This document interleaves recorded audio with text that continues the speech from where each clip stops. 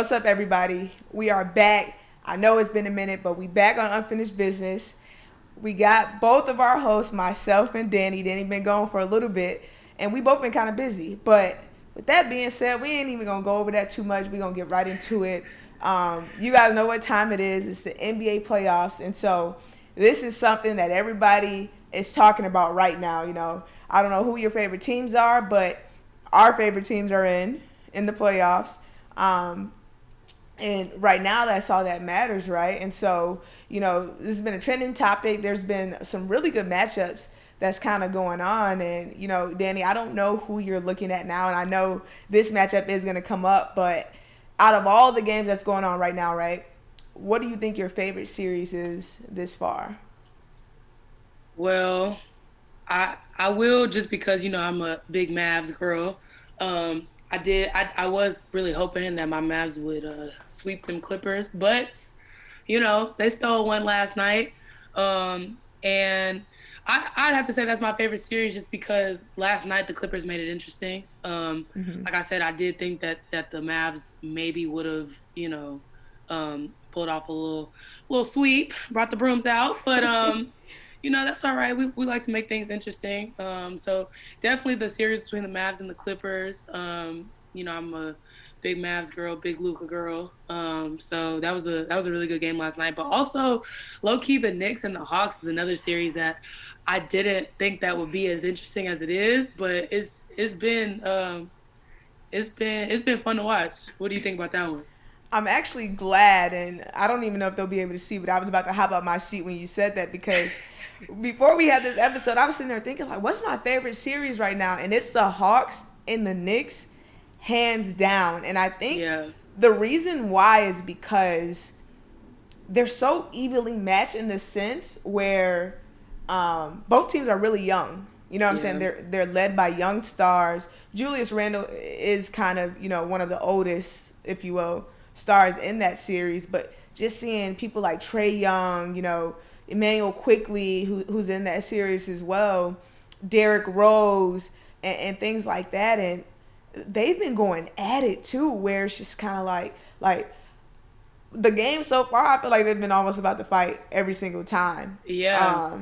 Trey Young, he been talking his shit Has. all series long, and rightfully so because who's stopping him? Ain't nobody stopped him yet. I feel like he didn't had at least 25 points every single game, and I don't know, just the intensity. The Knicks care about defense a lot.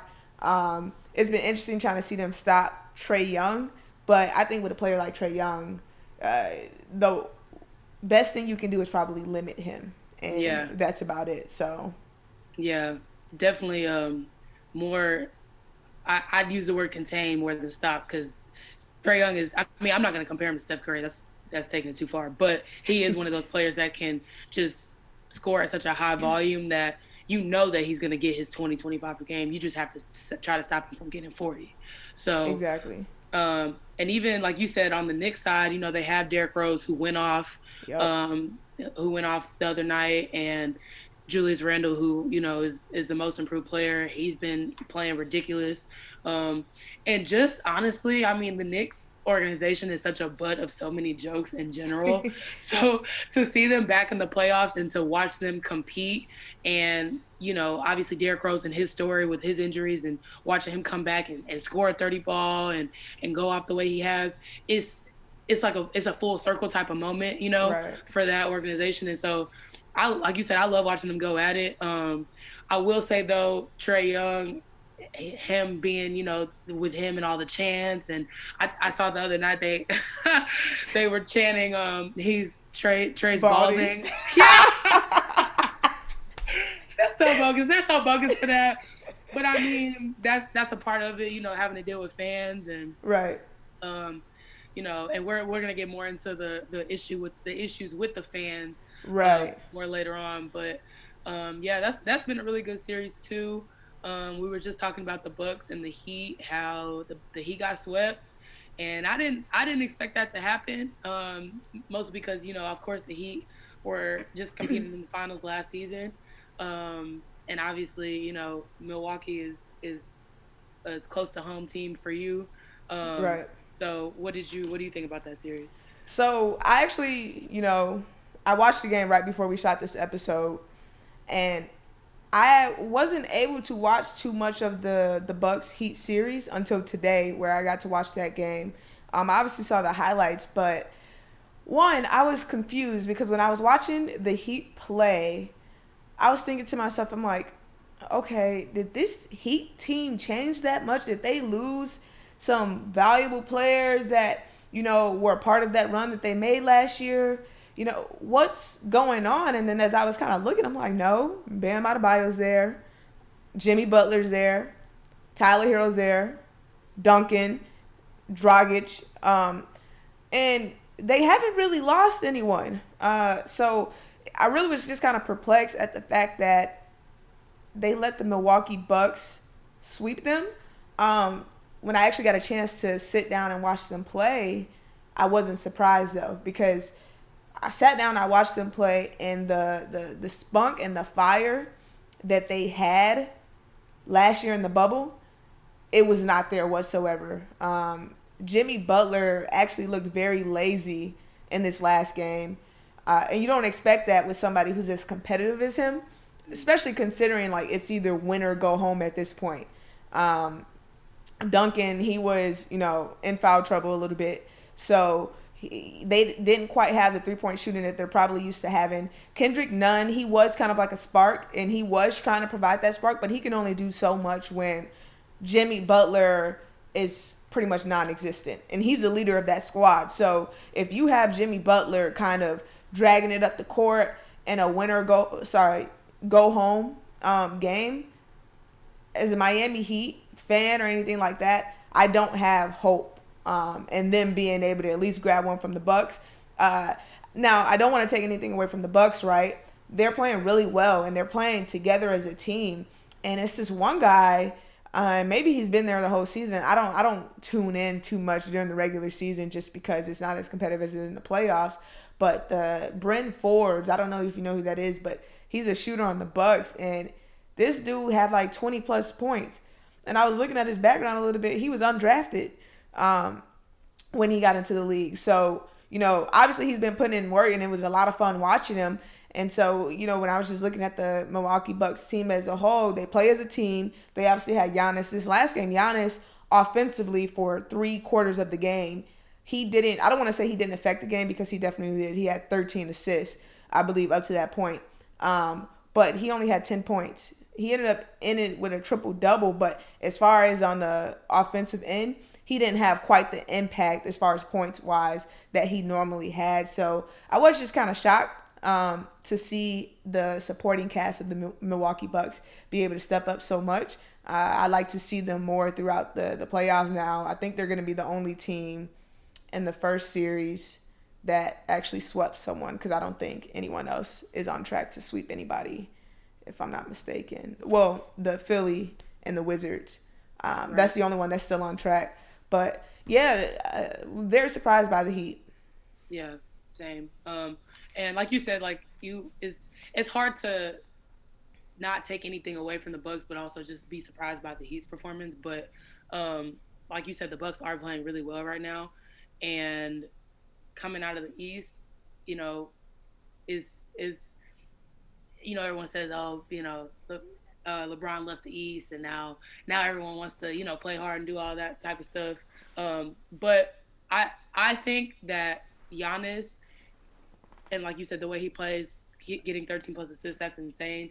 I think that Giannis is more hungry for that Eastern Conference championship, that leveling up as far as getting closer to a title, getting closer to even a title game, getting closer to the finals. So watching the Bucks play the way that they have been playing, I mean, they killed the Heat. They weren't even worried about it at all. So that's another good series.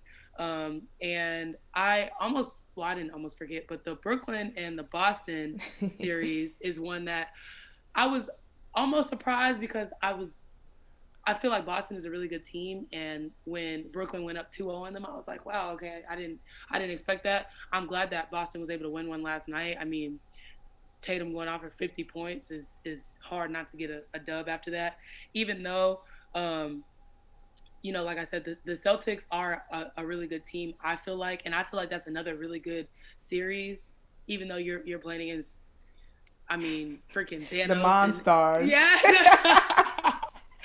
Thanos with his Infinity Stones with KD and Kyrie and James Harden, but if they are able to, like I said, not stop KD, Harden, even though Kyrie didn't have the best offensive game last night, but if you're able to limit at least one of those three from going off, I think that'll put you in the best position to win because you're never going to stop all three of them. I mean, that's just Right. impossible to me. And then you have Blake Griffin, who left the Pistons and was saying that he couldn't, jump and dunk and all that, and now he's catching hoops and jumping out the gym again, which I think is funny how people joke about that. But yeah, I think even though I will say I predict Brooklyn to win the series and to move on, I hope that Boston can tie it up maybe this next game and make it a little interesting. Maybe take it to a game 7. So that's another really good series. What do you think about that one? I really think that it's kind of unfair, right? Because I was looking at the stats, and Jason Tatum ended up with 50 points, and he was the main reason why the Celtics won that game. But Brooklyn's big three of KD, Harden, and Kyrie Irving had 96 points out of a total of 119 points that Brooklyn scored. Yeah. And when you kind of look at that on paper, you're like, wow, how did the Celtics pull that game out? Yeah. And can you actually sustain that, right? If they're scoring that much, like, okay, obviously we expect them to score at least 60% of the points with those three guys. But when they're, I don't know my math, but I would have to think that's close to 90%, maybe over 90% of the points that they put up of Brooklyn's offense. And you look at that and you're just like, how do you even beat a team where three guys make up that many points? So then you look to see, okay, hey, could the bench have stepped up a little bit more? Could the role players have stepped up a little bit more? Maybe so, but at the same point in time, there's only so much ball that's going to be given to other players when you have KD, Irving, and Harden on your team. And so I definitely want to give kudos to the Celtics. Kudos to Jason Tatum because he went absolutely nuts. Like I said, he had 50 points. And he is the main reason why they won. Now, can they sustain that and be able to beat Brooklyn in a series? That I don't know because we're going to need a little bit more of a team effort. I think Jason Tatum is going to have a little bit more help. And not even just offensively, right? But defensively. Like you said, you're never going to stop those three guys. And maybe you could stop one. But the thing is, you want to at least try to limit them. And I don't think them scoring 85 to 90% of the points is going to make it easy on yourselves if you're trying to beat them in a 7-game series. So you got one. I think going into next game, they definitely just need to try to focus a little bit more on defense. And I really don't know how I would game plan Brooklyn, to be honest, because it's like, sometimes you're a basketball player, right? We say, hey, we want to limit these people because this person's going to get theirs anyway. So I feel like KD is one that's for sure going to get his anyway. There hasn't been too many times where, even though I hate to say it, that I've seen KD just have a terrible game. I've seen it from James Harden before. Absolutely. I've seen it from Kyrie here and there. Kyrie's a point guard, though, so he can affect the game in different ways, and it doesn't always have to be offensively. So I guess, from a game plan perspective, it's like, okay, let's try to take the lesser of the three out of the game to some capacity, and maybe we can compete a lot more. And you know what I mean? Especially if they're scoring that many points, I just feel like it gives them way too much morale. And then when you got guys like that know they're good and they're scoring like the way that they are, the best way to kind of get them out of the game is to try to limit them to a certain extent. I said extent. I don't know what I just said. But I think that's one thing that Boston has to focus on moving forward. Definitely a fun series. I actually was surprised that the Celtics had to do a play-in game. And I was actually surprised that a lot of teams that not a lot of teams, but some of the teams that were not only in the play-in game, but also the seedings of some of these teams where you have like the Lakers being seeded seventh, you know, Boston, they had to win a play-in game to even get in, things like that. And I'm just like, okay, what went on during the regular season to where like were these guys not taking it seriously or things like that? So was surprised to see Boston in the play-in game, but obviously they're in the playoffs now.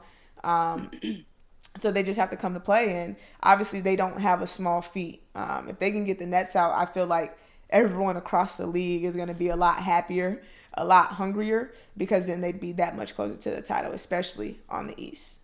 Right, and especially because a lot of people have Brooklyn picked to win it, Mm-hmm. and just like you said, Tatum impacting the game that much with a 50 ball is huge.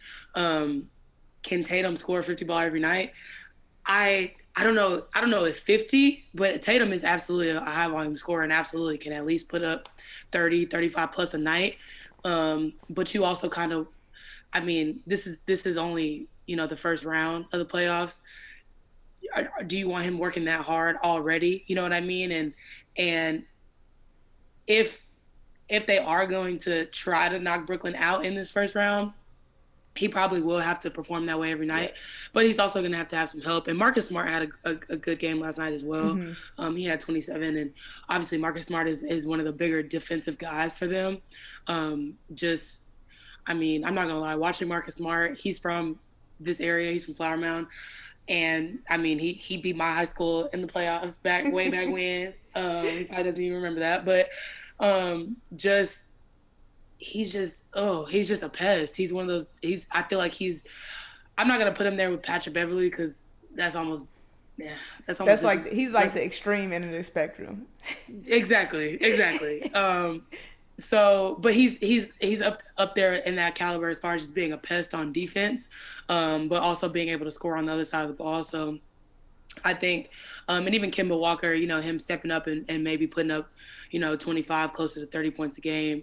And I'm a big fan of Kemba Walker in his game too. So just being able to have him on the ball and having Tatum off the ball and scoring, like I said, 50 points a night will be really big for them.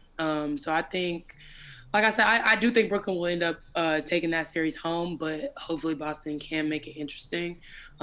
Maybe even take it to a game 7. And then, like you said, you mentioned LeBron in the Lakers series. I really, I don't know, like it's so weird with LeBron sometimes because I love LeBron. Like I'm a big LeBron fan, but it's so weird to me sometimes watching him with like a team a team like the Lakers, the people that he has around him. Obviously, he has AD. He has Schroeder. He has, different pieces around him.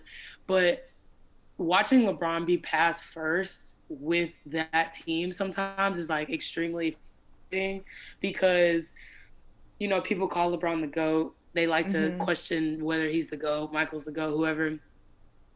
And don't get me wrong, Bron has amazing plays sometimes. I mean, that freaking layup when he was, you know what I'm saying? Playing with Jay Um, Crowder. yeah, that was ridiculous. And that just goes to show what Bron can do. But I wish that he did that more often. Like it's almost like, and I know he's 36. I know he's 36, but it's like you're still playing at such a high volume that I just wish that he sometimes would take over more than what he does. But then sometimes too, it's like he's older, and I feel like he kind of wants to give that, you know, Mm-hmm. that shine to AD. I don't know. It's hard to say sometimes, but I do think that obviously I think that the Lakers are going to take that series. And with CP3, with him and his shoulder issues and not having that true point guard on the Suns is definitely hurting them because I think that's what got them to the playoffs in the Right. first place. And D Book I think just kind of getting his head, getting that flagrant the other night. I think that just kind of goes to show too that he is frustrated and that I think plays like that are frustration plays. Although I will say that I think that flagrant was kind of one of the softer flagrants I've seen. I don't know if you can agree or not, but I mean Schroeder was in the air, I mean he was in the air, like there's no arguing that, but I feel like it was less of like a blatant shove as to like more kind of like a natural like just kind of get off me. I don't know. I mean, like I said, I think it was one of the softer flagrant fouls that I've seen called lately, and obviously he got thrown out for it, and game was kind of over at that point anyway. So um, that's another series that I think could be interesting, but I'm not sure with CP3 and his shoulder as far as how accessible he'll be to play for them in the rest of the series. And if not, I can't see the Suns making it out without CP3. I got to be honest. Yeah, I completely agree. I think that the series started off interesting, but after last night's game, or game 3, the Lakers finally hit their stride, it looked like, in that series, where game Exactly. 1 and 2 was kind of like a little bit of back and forth, and you're like, okay, what are the Lakers doing? Because if you look at the over-unders, right, people expect the Lakers to win, and when I was watching, I'm like, are the Suns really, that good? Like, obviously, CP3, he makes a huge impact, and you see just with his IQ and, him being a veteran, how he affects teams. It's always been in a positive way. But at the same point in time, one, I was surprised that the Suns were 2 seed. Just me popping in the playoffs, right? Right, And right. then also that the Lakers were struggling with them a little bit. But game 3, they widened it up a little bit. They won by 15 plus points.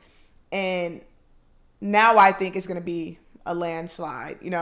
I could be wrong, you know what I mean? Because the Suns are definitely competitors. CP3 is definitely a competitor. But if you saw the way that they were having fun with them last night towards the end, and that's why Devin Booker was so frustrated, you're like, okay, that's a team that just finally kind of like, you get that aha moment. And Yeah. it's like, okay, this team, they can't mess with us. So let's lock in. Let's do what we need to do. Now they're up 2-1. And they're up 2-1 and they're hitting their stride. So I don't see that this series being that much more interesting because I feel like they might have the Suns' number. In regards to Devin Booker's foul, I actually didn't see it in during regular play. I went to go grab something from the kitchen, but I saw the slow mo. The slow mo looked bad, and maybe that's why he ended up getting kicked out. Because if you see the slow mo, it's just like, oh dang, he's in the air and he pushed him, and then Jay Crowder kind of got the second hand of that as well. So Mm-hmm. I think I can understand why he got ejected if I'm looking at the slow mo. Like I said, I didn't see it just in regular play, and obviously he is frustrated. I mean, you have LeBron. He's posting up. He has his back to the basket with Jay Crowder, and he's literally laughing.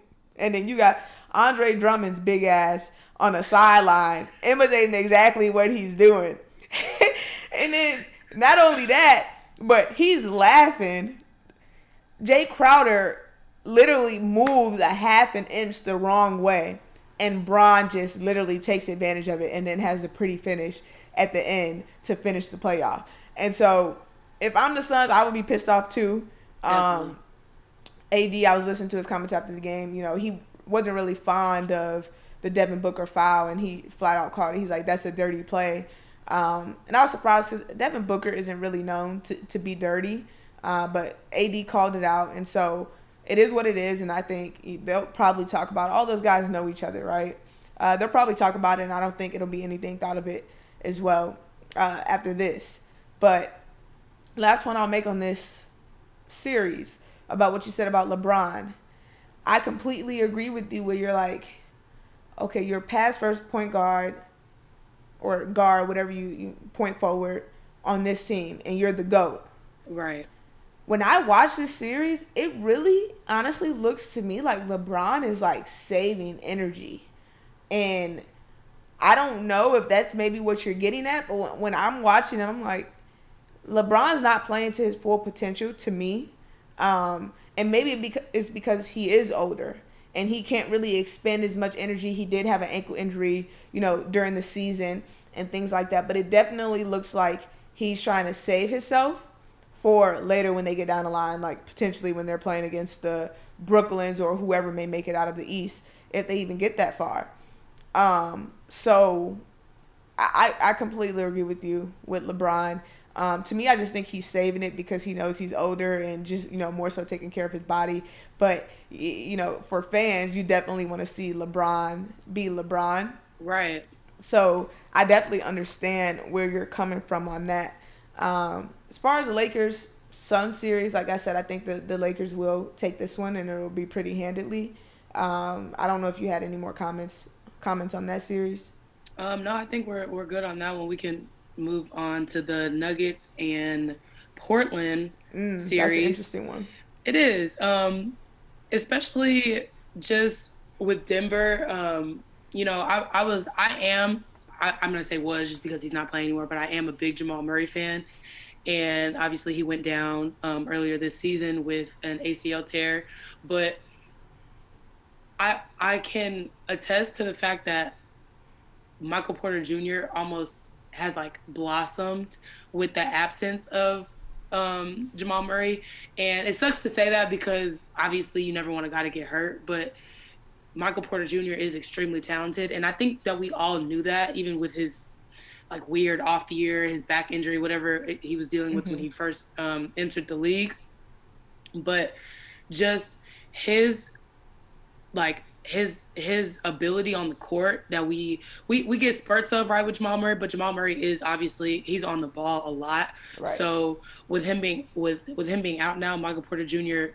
just, kind of stepping up and like I said, blossoming and showing more of what he can do. I'm a big fan of Michael Porter Jr. as well. And I actually got into a very heated debate with one of my friends the other night because I said that I would take Jamal Murray over Trae Young, and he just was like, oh my God, no, are you crazy? Trae Young is so much better. Trae Young averages more points, more assists, blah, blah, whatever. And whatever, you get into those debates all the time, right? But like I said, I think Jamal Murray just, even in the bubble last season, really showed what he can do in being one of the top scorers in the league. Obviously, he's out this year, and with Denver still making moves and making noise in his absence, that obviously goes to show just how good they are. And obviously, you have Jokic, who's ridiculous. Like, I'm telling you, Jokic is one of my favorite players to watch, especially on the inside right now. And I mean, he scores at such a high clip. He had 36 the other night, and I mean, that's him. That's his game, and he knows that he has to put up those numbers too. So, it's no problem for him. And honestly, I don't know. I don't even know who on Portland could stop him. I know the big guy for Portland. I don't know how to pronounce his name, and I don't want to butcher it. But he he can't match up with Jokic. I mean, he obviously because he's still putting up Nurkic. 30. Yeah, him. I didn't want to say it wrong. But and he's so foul prone anyways that he'll probably be out of the game with foul trouble anyways. That's as far as the Nuggets goes. I think they're doing really well. And then on the other side with the Trailblazers, obviously you have Dame, who's ridiculous. You have CJ McCollum, who is going to do what he does every night.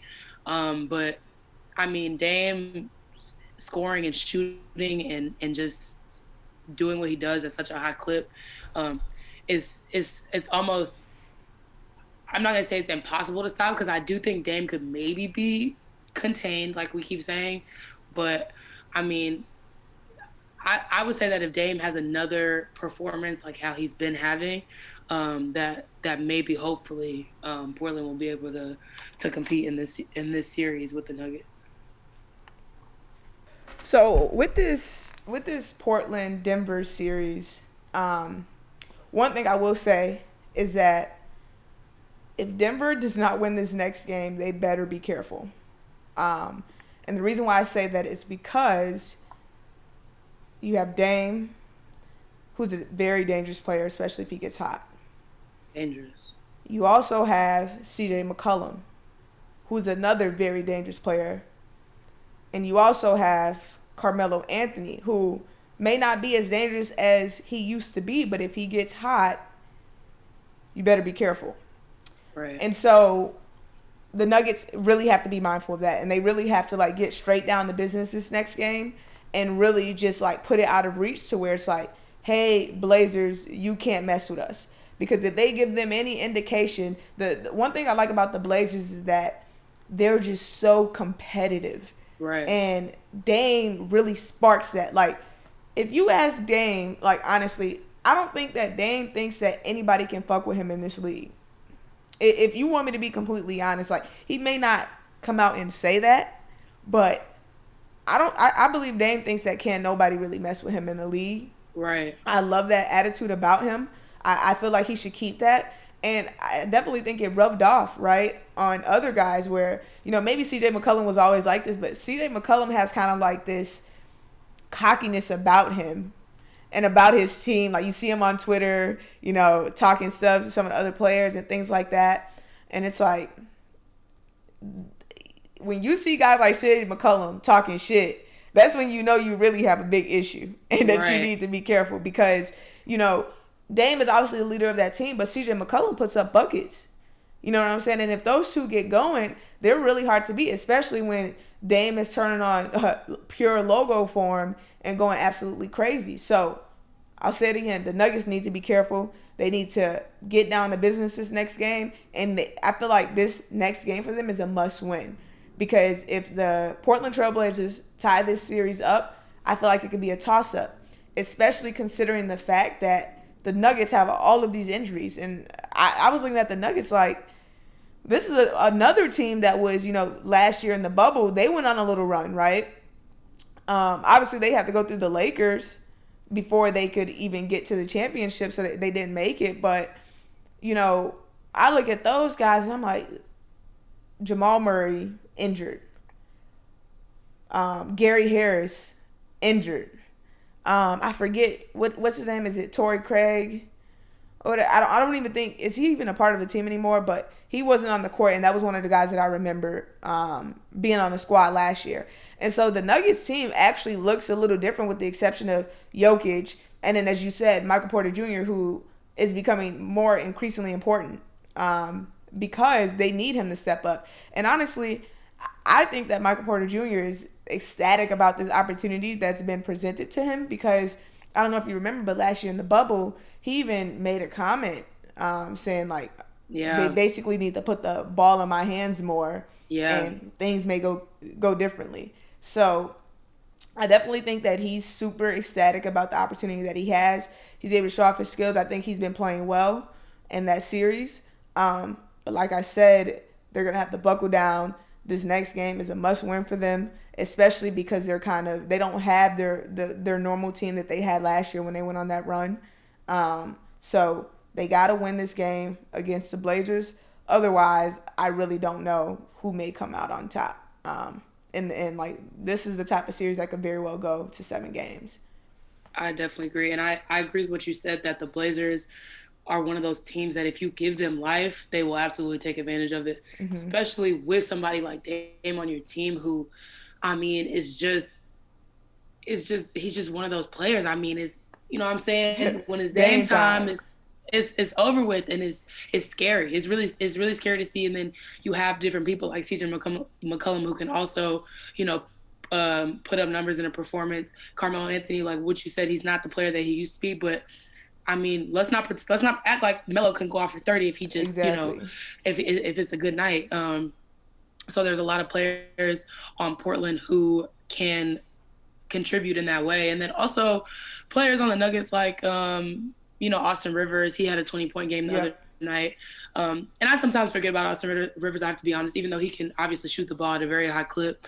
Aaron Gordon, who is a ridiculous athlete who, contributes with rebounds and scoring as well. So they both have different respective pieces, obviously, on both teams that can contribute. So, but like you said, I agree that if Portland ties this series up today, they're playing right now, and Portland is up 20.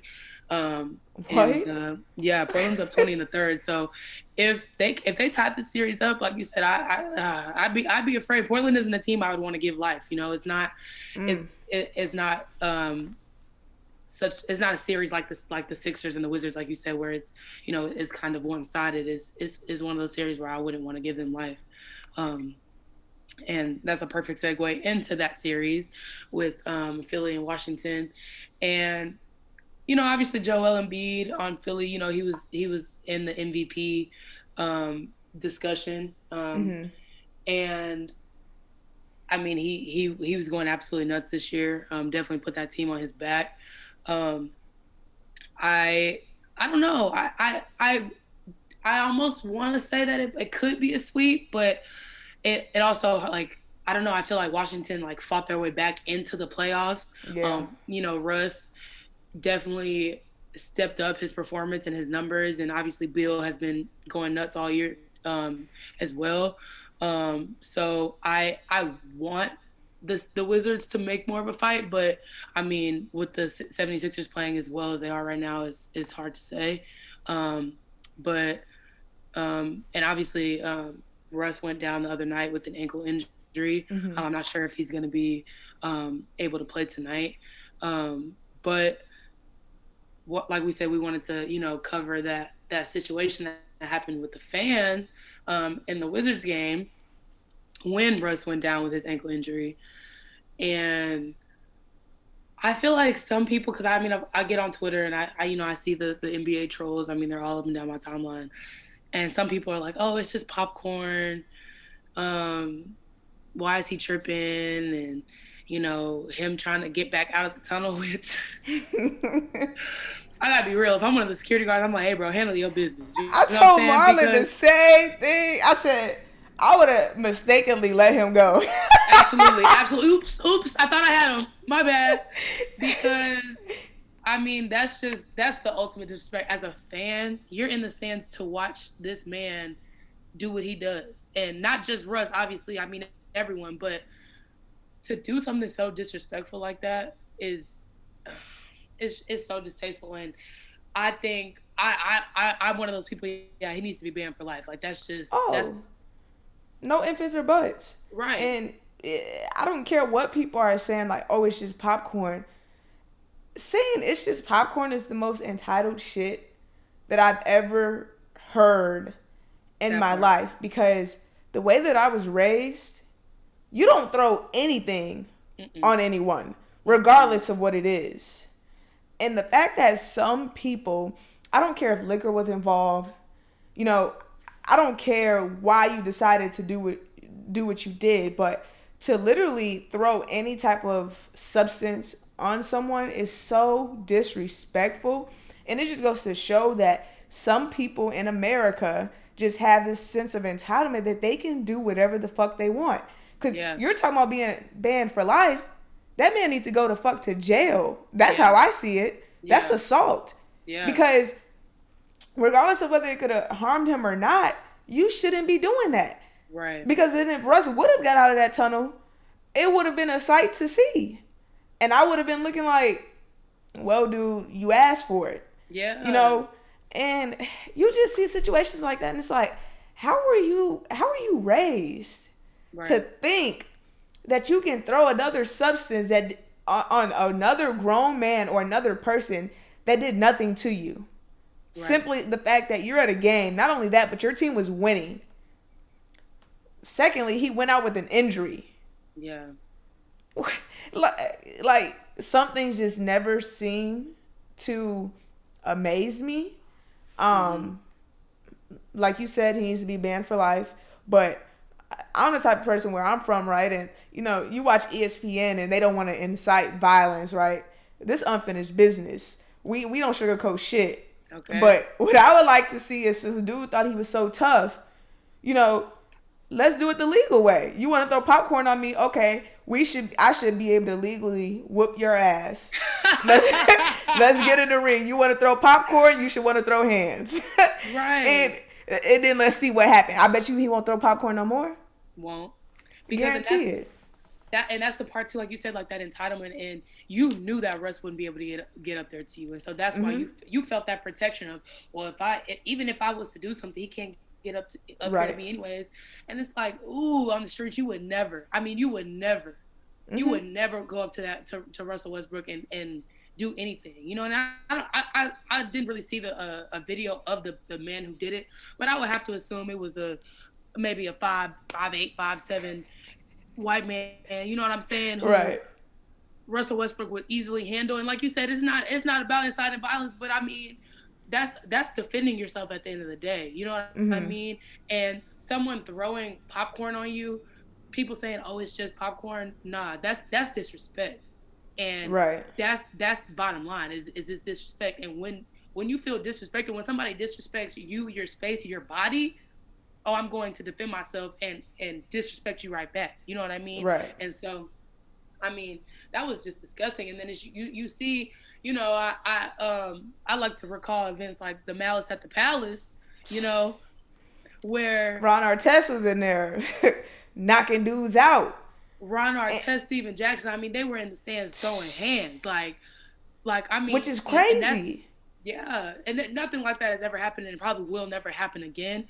But like it's like you almost need a reminder. Like I think you Right. almost forgot, what that these are grown men that you're trying to play with. Like don't like as Russ, I would have felt played with. You know what I mean? And I would have felt Yeah.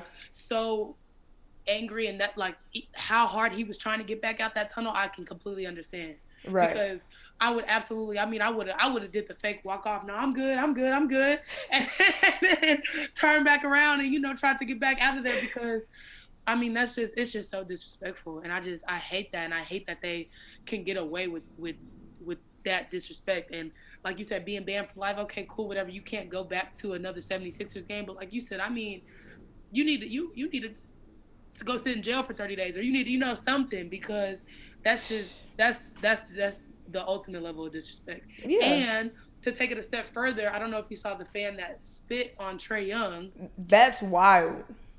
That's like, first of all, that is vile. I That is mean, disgusting. I mean, And it go back to who raised you. yeah, because that's disgusting. I And mean, COVID going around and you spitting on folks because of a basketball game? I almost when I saw it, I literally watched it like 10 times because I was like, are they sure? Like, are they sure this man just spit on him? Because there's no way that he actually just spit on this man. There's no And way. you saw the girl in front of him was like, Yeah. you really out here spitting? Like, they just gave fans privileges. And I hope to be able to go to one of these playoff games. But stuff like that is the reason why they shut stuff down. And it's so disgusting. Like, I don't care how much shit Trae Young was talking. I really don't. I'm not even like, if I'm a Knicks fan, I'd be mad at Trae Young too. Because not only is he whipping my ass, but he Right. talking shit while doing it. But you spit on him? Deplorable. I mean, just gross. Like, There's not enough words you can think of, and you're just like, okay, fans, we need to get it together. But then, Utah. Hold on. I got something for Utah. uh-oh. Utah. We've already heard what happened in the past with you guys. You guys are known to be racist, right? Yeah. You had incidents with Russ. You've had incidents with other players. And there's other incidents that didn't quite get as much attention, but you guys are known to be racist, and you still don't learn from your mistakes, and you continue to be racist, and you're fighting with Ja Morant's parents in the stands, throwing sexual remarks at his mom, saying racist things to his dad. And it's almost like we said, okay, what more needs to be done? Because obviously banning you guys from the arena is not enough because you guys still continue to do it. It just goes to show that as a country, we have, and we're not even going to get into political stuff, but as a country, we have some ways to go.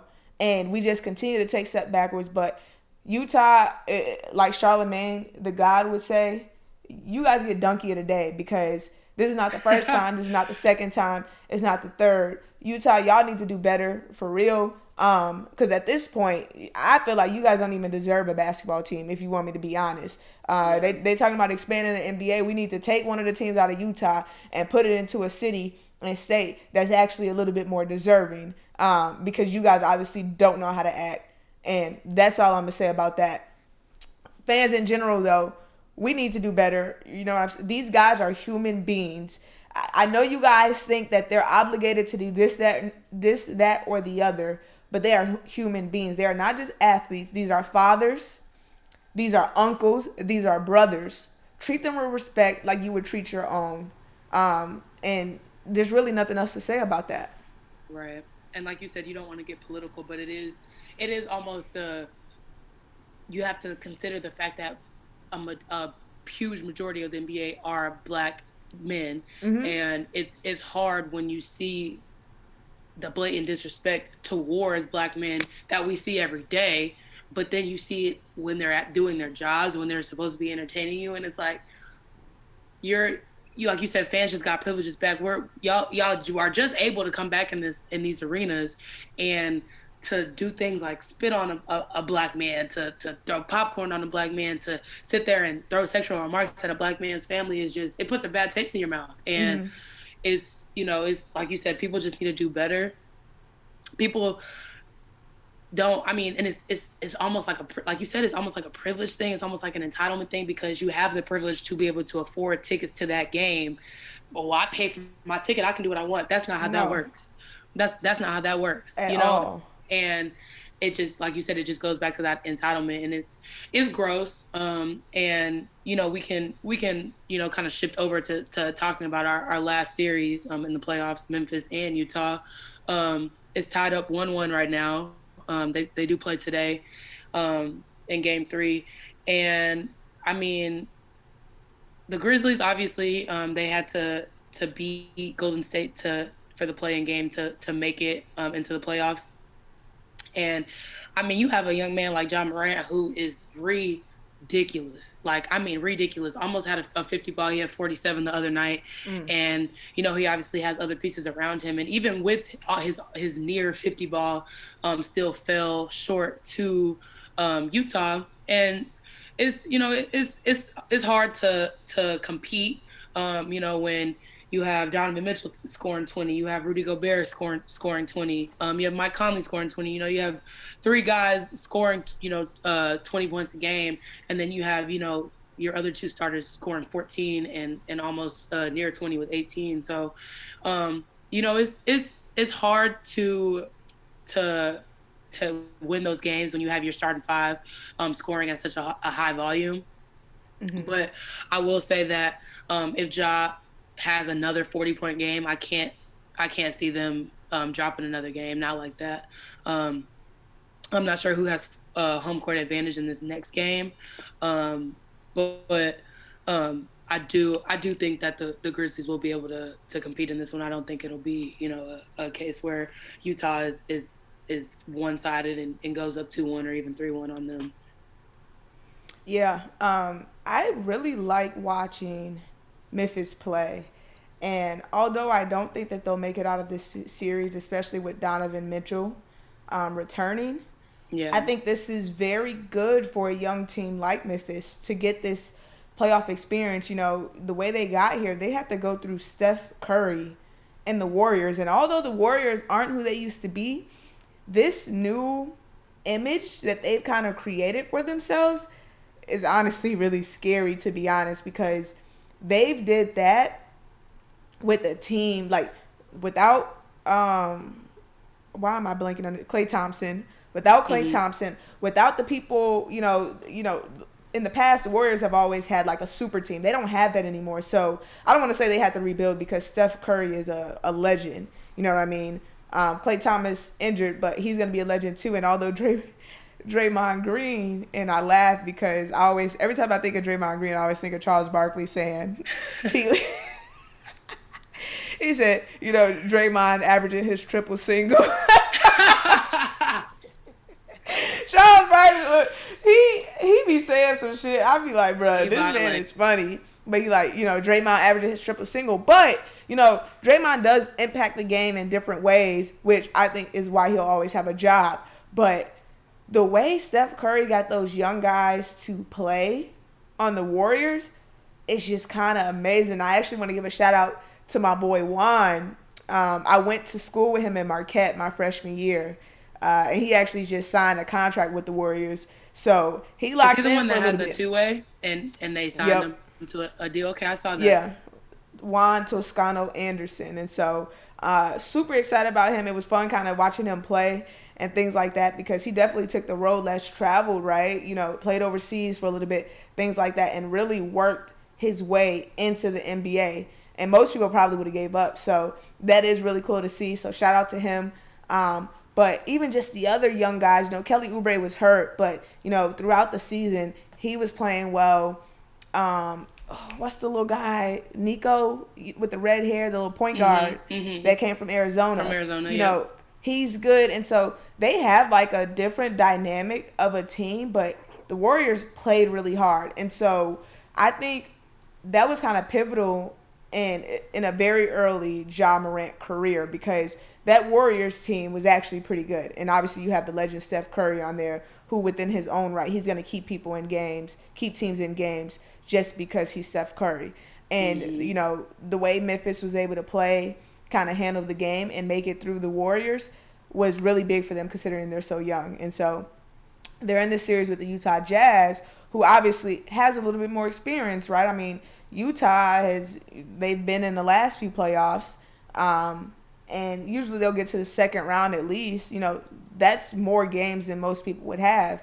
And so Memphis being able to play them, Utah moves the ball around. You know, they're not one of those teams where it's like, oh, I got a guy that's just going to go one-on-one. You know what I mean? And he's going to give me what he does. Obviously, Donovan Mitchell can do that, but that's not the type of team that the Jazz are. They're going to move the ball around. They're going to run their sets, things like that. And so Memphis being able to get this experience, I think, is really just incredible for not only Ja Morant, but Jaren Jones Jr., you know, those guys. What's his name? I don't know. Dylan Brooks. I really like him. Is that his name? Yeah. Yeah, I like the way that he finishes at the rim. And so exciting for Memphis, although I don't think that they are going to make it out. No, and I agree. I think Utah just has too much of a complete team. Not that Memphis doesn't, but it is more of a younger team. And this playoff experience for Ja, for Jaren Jackson Jr., it'll be, you know, a lot. It'll be very big for them. You know, maybe in the next years, and that maybe they'll be able to get seated higher, and you know, things will be a lot different for them come in the years to come. But yeah, I think the Jazz just have too much of a complete team. They have a lot of experience. You know, they have a vet and Mike Conley, who just, you know, has been to the playoffs, and that entire team. You know, Joe Ingles and just a lot of those vets that just have that experience. And playoff experience, I feel like, is almost kind of underrated, but it really does matter. You know, it really is a different tone, it's a different speed, it's a different level of competitiveness.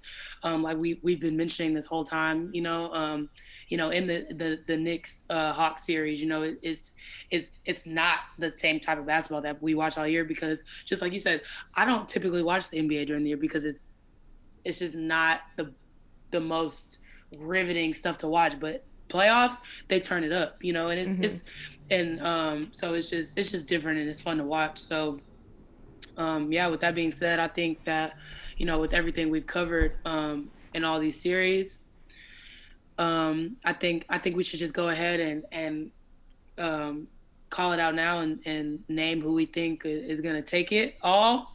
I'm gonna let you go first. And then Nah, don't try to put it on me. I gotta think a little bit. Okay. I'm gonna let you go. Okay, just off like pure, like blanket, just knowledge, I am going to pick Brooklyn. I'm going to pick Brooklyn out of the East. I think that playoff KD, playoff Kyrie, I'm not going to put playoff Harden in there because but right. Harden, I mean, is obviously good for a 40 ball. I mean, he just had one last night. But I think they have way too many pieces. And I think that any team defensively is gonna be a nightmare trying to stop them. So just based off like I said, just pure blanket knowledge, I'm picking Brooklyn to win it all. Okay, so that's a good choice, and my basketball mind is telling me Brooklyn, but I refuse to say or believe that Brooklyn is gonna win the title, just off the strength that you got these guys building these super teams. And in the past, they claimed, you know, why we teaming up now, this, that, and the other. Right. I'm super competitive. So when the Warriors did that, wasn't a fan of it, things like that. I'm all about even, like, level competition. So you may be right with Brooklyn and the pieces, but you're not going to hear me say that I think that they're going to win. So I'm going to go with a team from the West. I don't even think that they may make it to the NBA Finals. That's just going to be my hot take. I think that the Milwaukee Bucks could give them a challenge and possibly make it out. So that's my hot take. We'll see if they even match up, because sometimes if these teams slip up, there's no guarantee that Brooklyn may make it out. There's no guarantee that Milwaukee makes it to the finals. But if they match up with each other, Giannis's hunger, I can see them knocking Brooklyn out. Drew Holiday at the point, Chris Middleton, they have a more complete team and may be able to match up more. And just as far as like defending, right? Drew Holiday, I think he can match up with Kyrie well. Kyrie's still going to get his. They'll probably put Middleton on either Harden or KD. KD is the hard one. It's because, just his length, yeah. I don't know that many teams have a matchup for KD. But Middleton definitely could guard Harden. I'm not saying that he's going to lock Harden down, but he can guard Harden. And I feel like maybe Giannis on KD for the simple fact that he has length. But I don't know. It'll be interesting, right? Well, they both still have other teams to get to before they even get there. But I'm going to go out the West, and maybe this is the cliche pick, but I'm going to go with the Lakers. And the reason why I'm going to go with the Lakers is because I feel like LeBron's saving it. This is barring any injuries. But playoff LeBron is different. He's trying to add to his legacy. Only thing is, he's probably going to have to get through Luka if they take care of business with the Clippers, make quick work of that. But I'm going to go with the Lakers, and it's because of just the experience, the way AD is playing. I feel like many people don't have a matchup for AD, first of all, and the way he's just been kind of taking over games is good. And not only that, but AD has been showing like this leadership that I feel like maybe it just hasn't been put on Front Street in the past, but he's really like just like the way he's handling himself with the media and things like that. I feel like AD is ready to take it to that next level. He has one ring already and going for another one. So I'm going to go with the Lakers. That's valid. That's definitely valid. I agree. Like you said, the playoff LeBron is different. AD is stepping up a lot. So yeah, that's a valid pick. Okay, we're gonna have to circle back to these. Yeah, it is, but it's okay. We're gonna have to circle back to these predictions. A little bit closer to the Eastern Conference Finals and the Western Conference Finals. But facts. I think that we covered everything as far as playoffs goes. And next episode, playoffs will still be going on. Teams will be knocked out, and we'll be covering a lot of different games, a lot of different performances, different matchups at that point. So yeah, I think that's all we got for him today. All right. So with that being said, like Danny said, we went through every series, right? We've talked about a few different things, what we think. We gave out some predictions. Thank you guys for tuning in. It's been a little minute, but tap in with us. Make sure you like, comment, and subscribe. And we will see you guys soon. Peace. Peace.